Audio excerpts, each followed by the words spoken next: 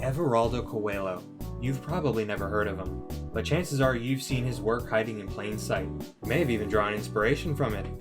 In an era of nostalgia for things like the glassy and crystalline Aero design language from Windows 7 and Windows Vista, to the in-your-face design standards popular on the internet in the early 2000s, you've definitely been influenced by the work of this one man. Born in 1978, Everaldo Coelho is a Brazilian graphic artist, designer, and illustrator.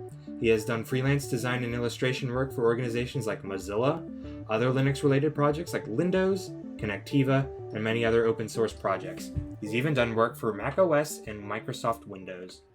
Starting off as an illustrator for a variety of printed children's books, magazines, and school textbooks, Everaldo would soon make the transition from physical to digital media when he purchased his first computer in 1998. Inspired by a Linux OS-related magazine he had previously done work for, and not knowing what else to put on this machine of his, he decided to give Linux a go and set out to create all kinds of themes, graphics, and icons for others to incorporate into their own open-source projects.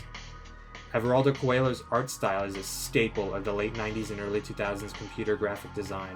His signature look, dubbed Crystal, was seen everywhere on computers during this time period.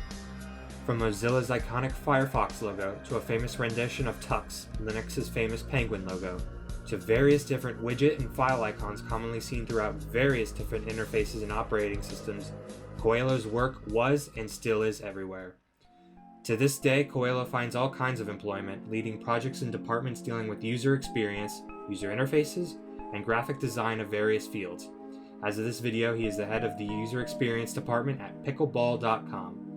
In the years since the release of the now modern design languages such as Metro, first being popularized by Windows 8, many people have grown tired of the flat, minimalistic, and seemingly soulless and corporate design choices and aesthetics that plague the modern day.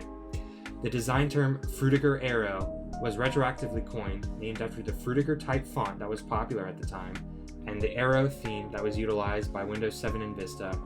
Many people who grew up in the early 2000s look back fondly at a more vibrant and colorful time period, one dominated by glassy looks, skeuomorphic icons, and a time period no doubt dominated by the work of one Everaldo Coelho.